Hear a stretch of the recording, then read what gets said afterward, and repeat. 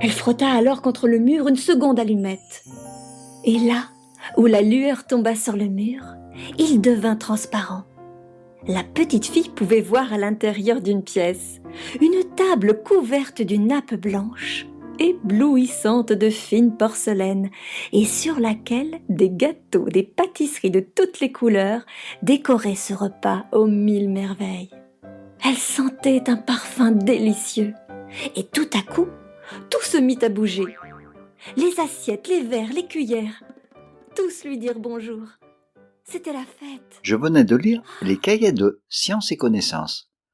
Comprendre la physique quantique. Je n'avais strictement rien compris, mais je l'avais quand même lu jusqu'au bout.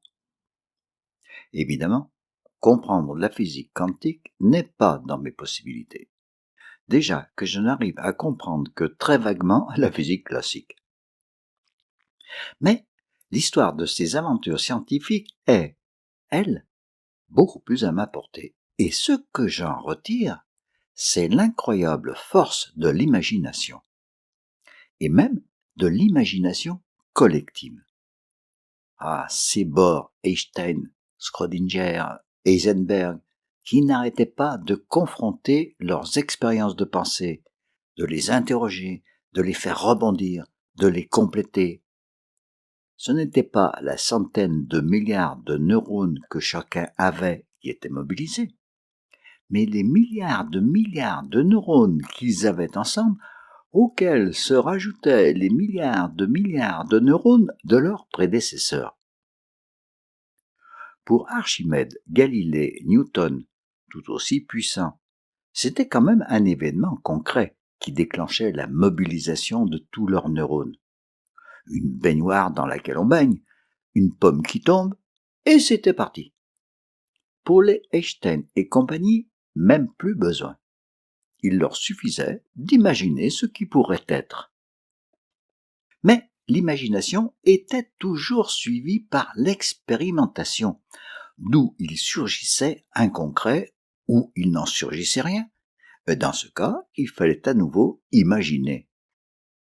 Le concret, c'était la conséquence de l'imagination. Et il fallait encore d'autres imaginations, d'autres personnes, pour qu'on le retrouve ce concret dans nos vies en ne sachant même plus qu'il n'avait été au départ qu'une création de l'imagination humaine. Laser, GPS, DVD, télé, IRM, centrale nucléaire, bombe atomique. En somme, tout ce dans quoi nous vivons et avec lequel nous vivons est né de l'imagination de quelques-uns.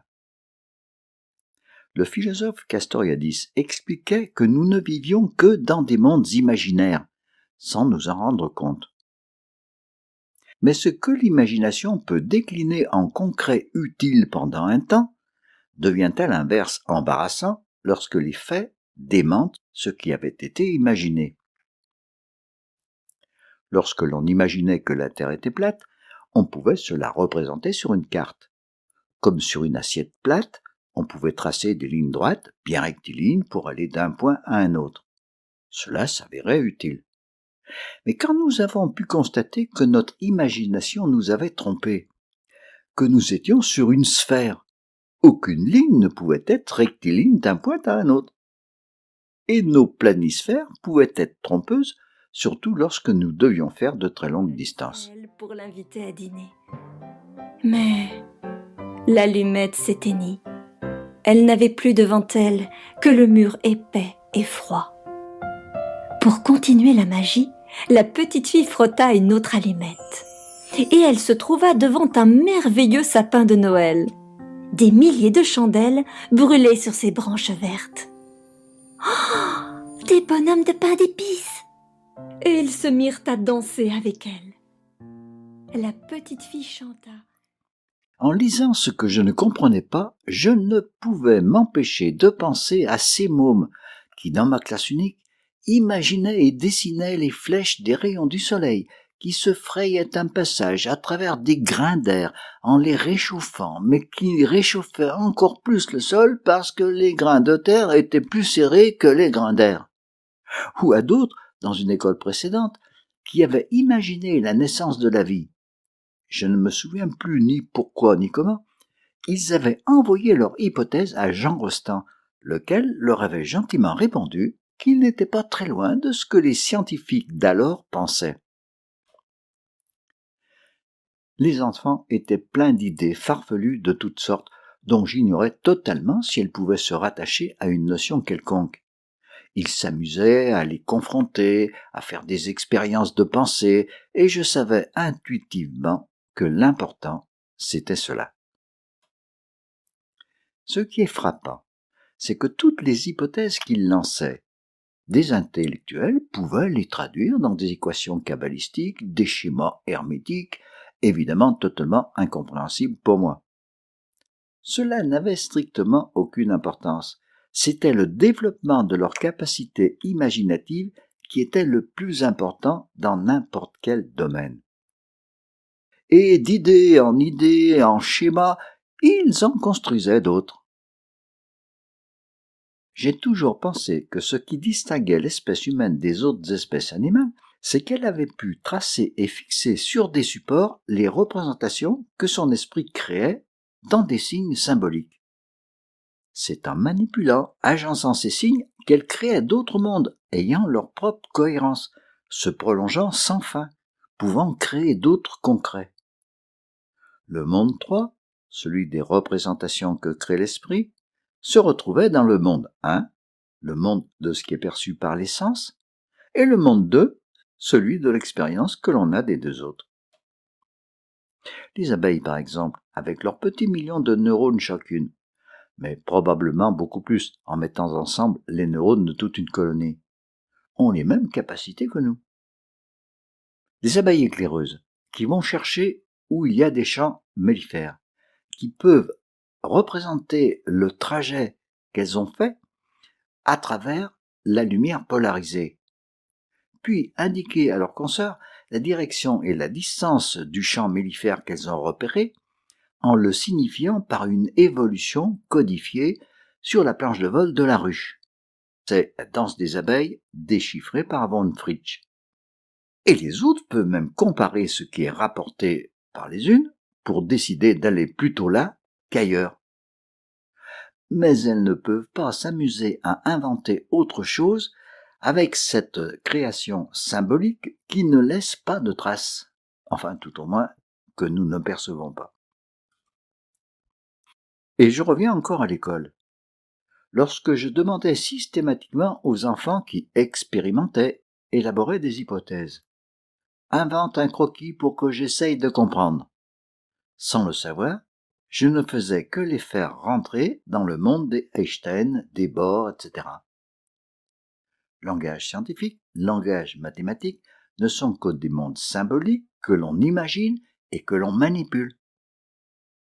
D'où commencer par oser le faire, oser l'imagination. En somme, tout enfant est un Einstein en puissance. Lui-même le disait. L'imagination est plus importante que la connaissance, car la connaissance est limitée, tandis que l'imagination englobe le monde entier, stimule le progrès, suscite l'évolution. Peut-être qu'un jour d'autres scientifiques vont dire que dans l'océan de poussière de l'univers, rien ne bouge et tout se translate, ou je ne sais quelle proposition incongrue, mais qu'ils mettront en équation.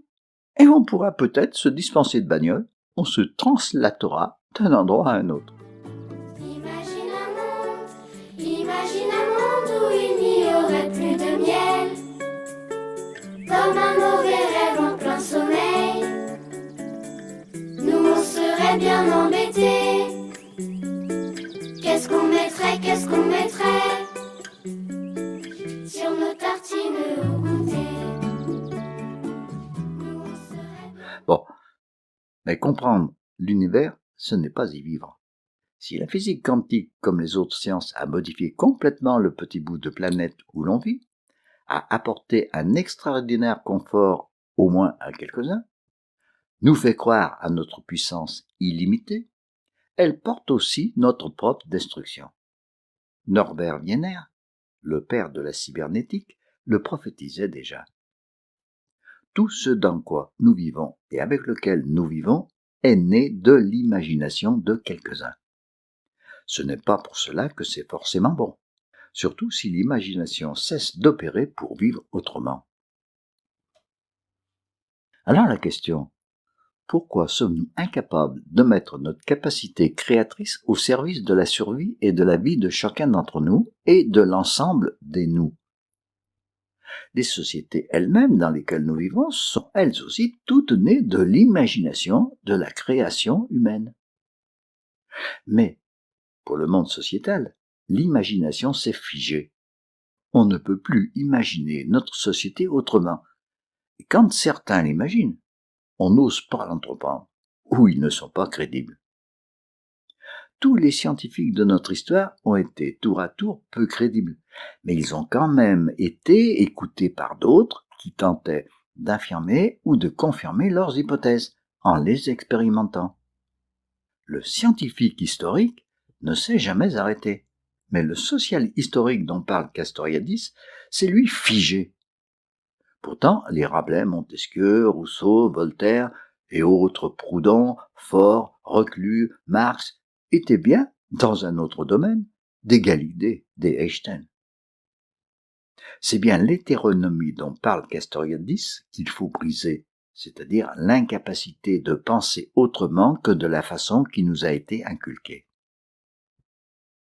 Par exemple, tout est réglé aujourd'hui par rapport à ce qu'ont imaginé et mis en équation ceux qu'on appelle des économistes.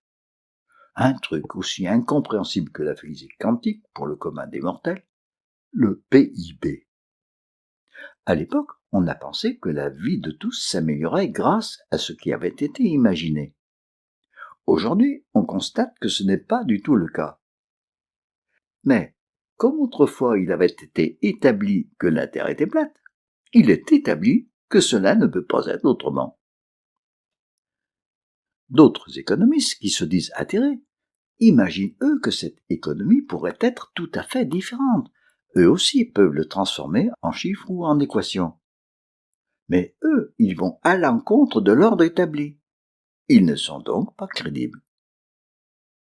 Des hommes politiques, aujourd'hui comme depuis tout temps, imaginent bien comment la construction politique, économique et sociale de notre société pourrait et même devrait être.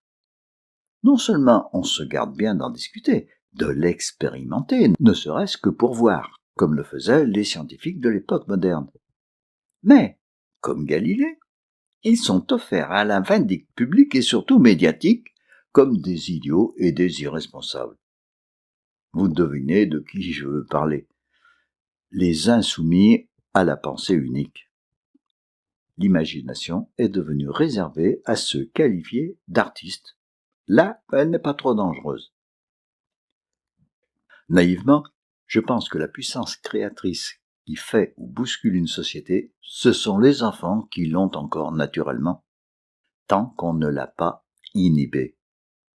Si l'espèce humaine doit être sauvée, ce sont eux qui pourront le faire.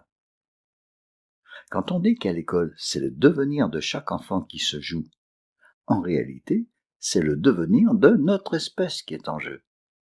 Le problème n'est pas de leur apprendre ce que de toute façon ils le feront avec ou sans nous, mais de leur permettre de se construire plus librement et différemment de nous. Au petit matin, on trouva la petite fille près des allumettes brûlées. « Pauvre enfant !» dit quelqu'un. « Elle a voulu se réchauffer. Personne n'a rien fait. » La petite fille avait les joues roses, un sourire aux lèvres. Et tout le monde ignora les belles choses qu'elle avait vues et au milieu de quelle splendeur elle était entrée dans la nouvelle année.